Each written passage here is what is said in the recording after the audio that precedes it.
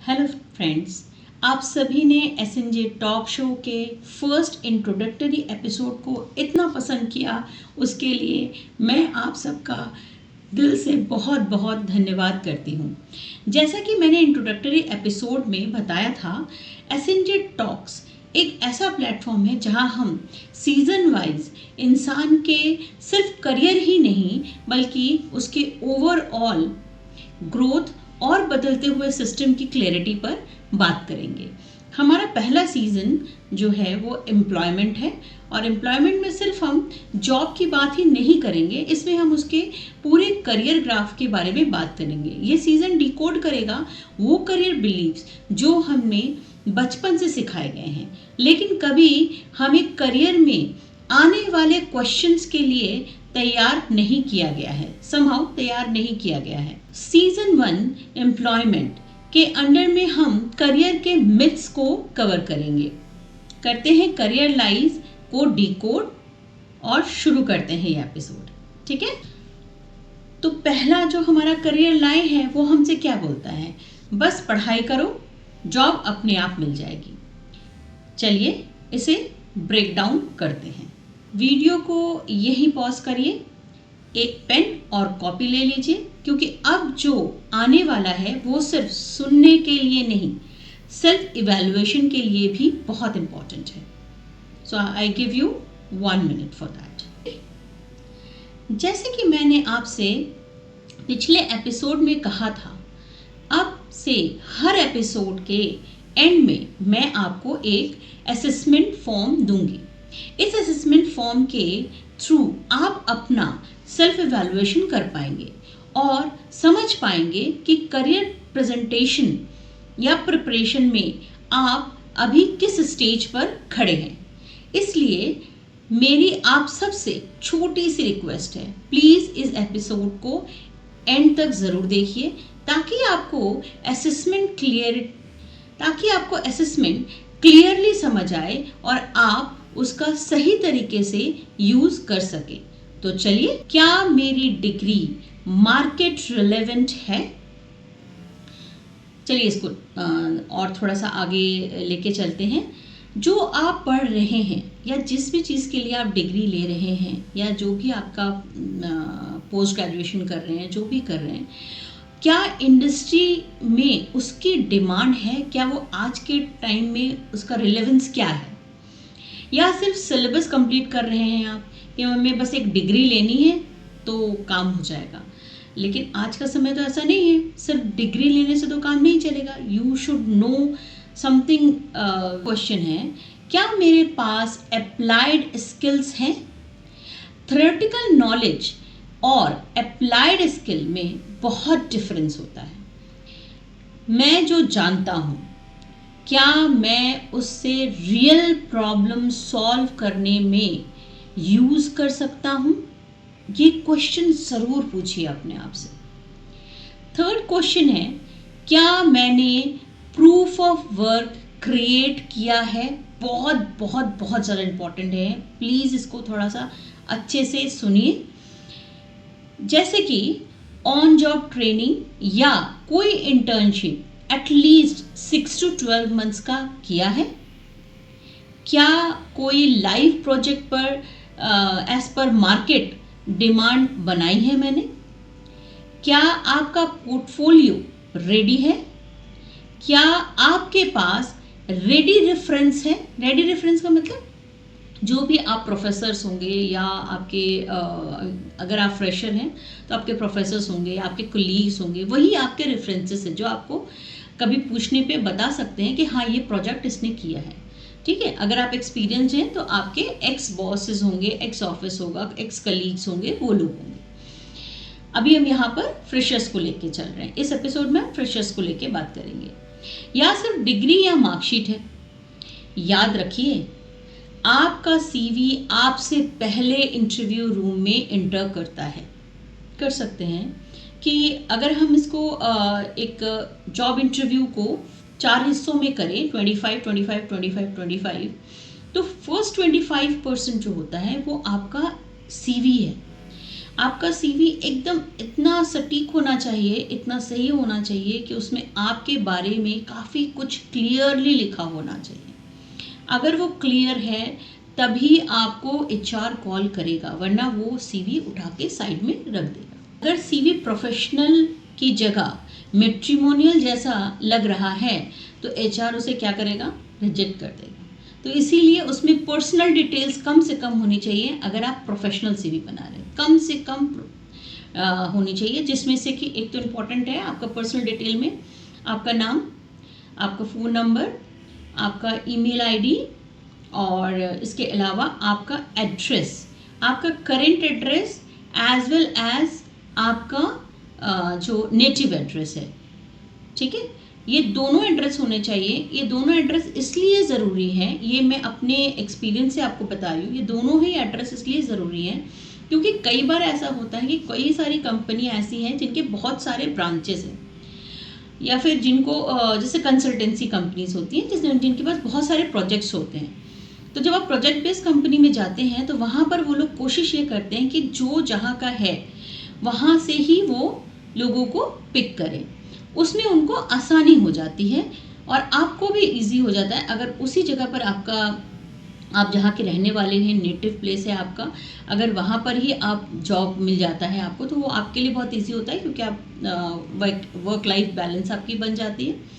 दूसरी चीज़, अगर आप कहीं पर काम की वजह से ही रह रहे हैं और लंबे समय से रह रहे हैं, 2 साल से ज़्यादा रह रहे हैं, तो फिर उस परिस्थिति में यह हो जाता है कि आपको उस जगह की आदत हो जाती है, आप उस एरिया को जानते हैं। तो कई बार सेल्स के जॉब हुए या इस तरीके का सेल्स हुआ, बिजनेस डेवलपमेंट हुआ, या फिर कोई समझ लीजिए सर्वे का कोई वर्क हुआ, तो उसमें वो प्रेफर करते हैं कि आप उस एरिया को कितना जानते हैं, उसलिए एरिया स्पेसिफिक जानना ज़रूरी होता है। आपके सीवी में मेंशन रहेगा तो ये आपके लिए एक प्लस पॉइंट होना चाहिए। और बहुत ज़्यादा हुआ तो आप मैरिड हैं या अनमैरिड हैं, इतना आपको मेंशन करना होता है। ठीक है, पर्सनल लेवल पे सिर्फ इतना ही मेंशन करना होता है। इसके अलावा आपके सीवी में आपका प्रोफेशनल चीज़ें ही जानी चाहिए, जितना जो आपने काम किया, जो आपने प्रोजेक्ट्स बनाए हैं, या जितना आपका एक्सपीरियंस है, वही सब जाना चाहिए। अब नेक्स्ट, क्या मैं विजिबल हूँ? अब विजिबल का मतलब ये हुआ कि आप लिंक्डइन पर एक्टिव हैं, क्योंकि लिंक्डइन एक ऐसा प्रोफेशनल सोशल प्लेटफॉर्म है जहाँ पर कि समझ सकते हैं कि हर आपको देखते हैं, वो जानते हैं कि आप वहाँ पर हैं अवेलेबल, वहाँ से आप भी लोगों को कनेक्ट करते हैं। इसके अलावा क्या आप इंडीड, नौकरी या ग्लासडोर या इस तरीके के जितने भी प्लेटफॉर्म्स हैं वहाँ पर आप रजिस्टर्ड हैं? इनमें से इंडीड और नौकरी बहुत ज़्यादा कह सकते हैं कि इसमें 90% से ज़्यादा लोगों के लिए ये एक ऐसा प्लेटफॉर्म है जहाँ पर कि जेन्युइन एम्प्लॉयज़ के तौर पे देखा जाता है इसको, जेन्युइन जॉब सीकर्स के तरह से एचआर इसको देखते हैं। सो नेक्स्ट है, क्या आप प्रोफेशनल कम्युनिकेशन करते हैं? देखिए, प्रोफेशनल कम्युनिकेशन बहुत ज़रूरी है। आप किसी से बात नहीं करेंगे, किसी से अपना पैरामीटर नहीं बिठाएंगे, आप जानेंगे नहीं, तो फिर कैसे करके होगा? आप जैसे कोई पोस्ट आ रहा है लिंक्डइन पे, अगर कोई पोस्ट आ रहा है तो आप उसमें आंसर कीजिए। कई सारे होते हैं आजकल, पोल्स होते हैं, पोल्स में आंसर कीजिए। उससे भी पता चलता है कि आप कितने एक्टिवली उसमें पार्टिसिपेट कर रहे हैं। भूल जाइए, जब अगर आप फ्रेशर हैं तो फेसबुक, इंस्टाग्राम, ये सब भूल जाइए। बस एक प्लेटफॉर्म को लेके चलिए, वो लिंक्डइन को लेके चलिए। अपने प्रोफाइल को बनाइए और बना के अपने प्रोफाइल को आप नौकरी में और इंडीड जैसे प्लेटफॉर्म्स में अपने प्रोफाइल को डालिए, और फिर आप लिंक्डइन के थ्रू लोगों से कम्युनिकेशन करना शुरू करिए। टैलेंट देखिए, जो दिखेगा नहीं फिर वो हायर कैसे होगा? एचआर की नज़र तो पड़नी चाहिए ना आपके ऊपर। ओके, नेक्स्ट हुआ आपका, कंपनीज एक्चुअली क्या हायर करती हैं? ये जानना बहुत ज़्यादा ज़रूरी है कि कंपनी एक्चुअली क्या चाह रही है। कंपनी डिग्री शॉर्टलिस्ट करती है, this is very true, because मैंने भी ऐसे ही किए हैं। जब हम लोग कंसल्टेंसी में वर्क करते थे या कोई दूसरे ऑर्गेनाइजेशंस में भी थे, तो सबसे पहले जो है ना आपका एजुकेशनल डिग्री और ये सारी चीज़ें हम लोग शॉर्टलिस्ट करते हैं एज पर जो हमारी रिक्वायरमेंट होती है। लेकिन प्रॉब्लम सॉल्वर्स को सिलेक्ट करती है। अब यहाँ जो सेकंड लाइन है उसका मतलब क्या हुआ, आपकी डिग्री ने या आपकी डिग्री ने आपके सीवी में ये बताया कि आपके पास ये डिग्री है, आपने ये किया है, क्योंकि उसमें तो सिर्फ रिटन फॉर्मेट है, उसमें हमें ये पता चला कि आपने ये चीज़ें की हुई हैं। लेकिन जब आप इंटरव्यू देने जाते हैं, जब आपका इंटरव्यू होता है, तब उन्हीं क्वेश्चंस में से हम देखते हैं, उन्हीं में से हम चेक करते हैं कि आप क्या प्रॉब्लम सॉल्वर हैं, आप हमारे लिए क्या वर्थ हैं।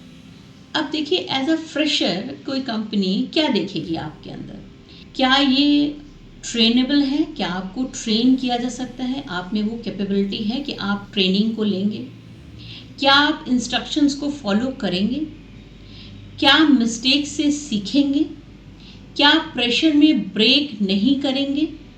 प्रेशर में ब्रेक मतलब बहुत ज़्यादा प्रेशर आ गया, सेल्स का प्रेशर है या समझिए प्रोडक्शन में बहुत ज़्यादा प्रेशर है, तो ऐसा ना हो कि आपको प्रोडक्शन प्रेशर है और आपको लग रहा है कि नहीं मैं तो 9 to 5 ही जॉब करूँगा और फिर मैं चला जाऊँगा, ठीक है ना, या फिर ज़्यादा काम हो गया तो मैं ये नहीं करूँगा वो करूँगा। तो ऐसे लोगों को फिर क्या किया जाता है, ऐसे लोगों को लेते नहीं हैं।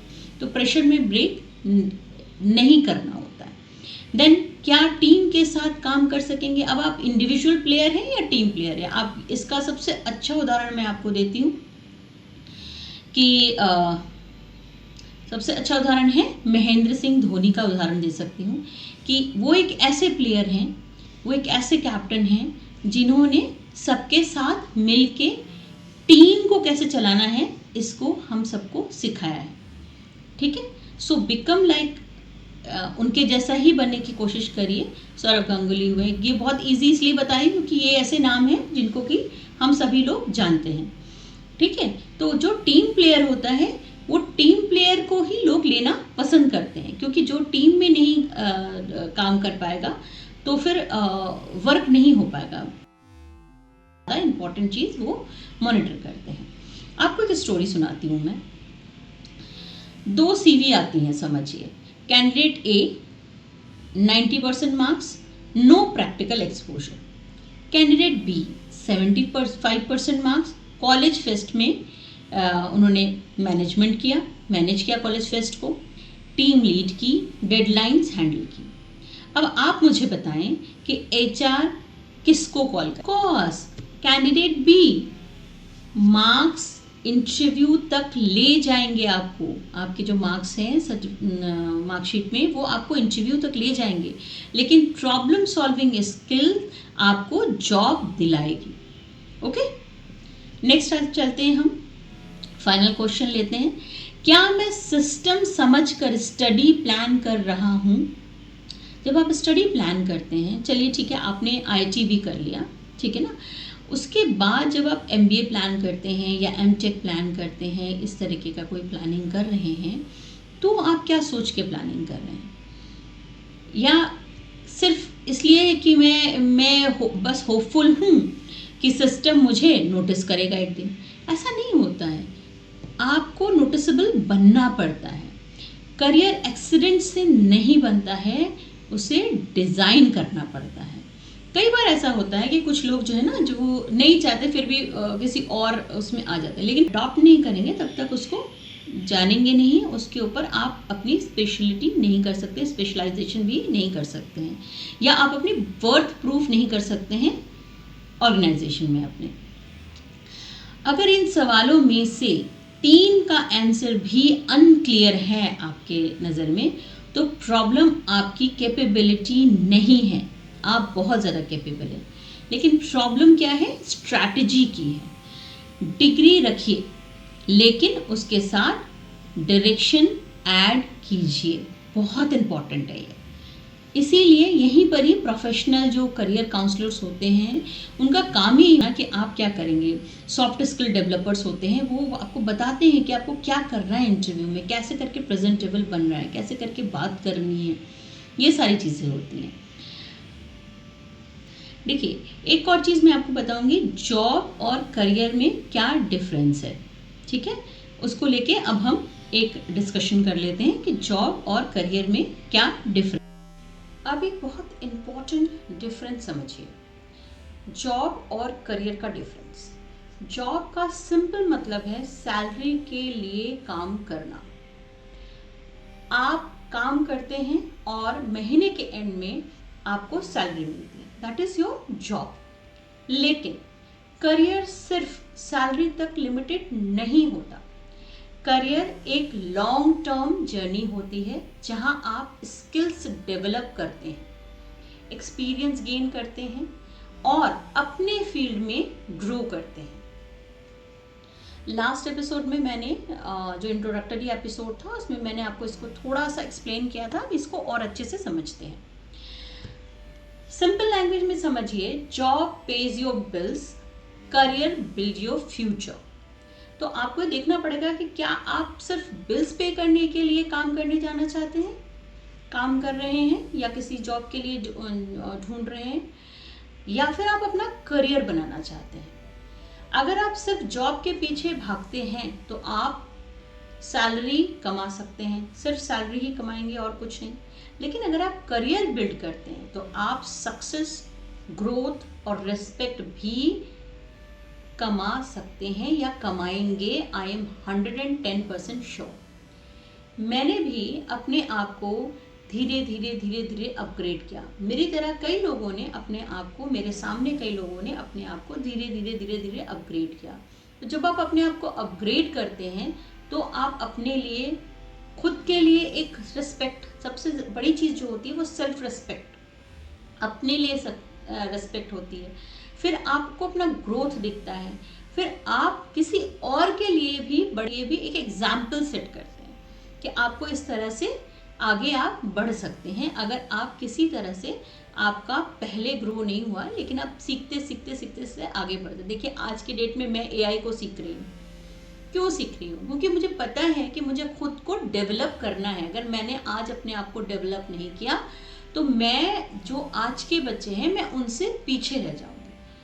आपको बता दूं कि मेरा जो पिछला वीडियो था वो मैंने खुद ही एडिट किया था एंड मैं बहुत खुश हूँ अपने एडिट से भी, उससे बहुत कुछ सीखा। और मैं अभी ये वाला जो वीडियो है इसको भी मैंने काफ़ी हद तक मैंने ही इसको एडिट किया है। कोशिश करूँगी इसके आगे भी मैं और चीज़ें सीखूं।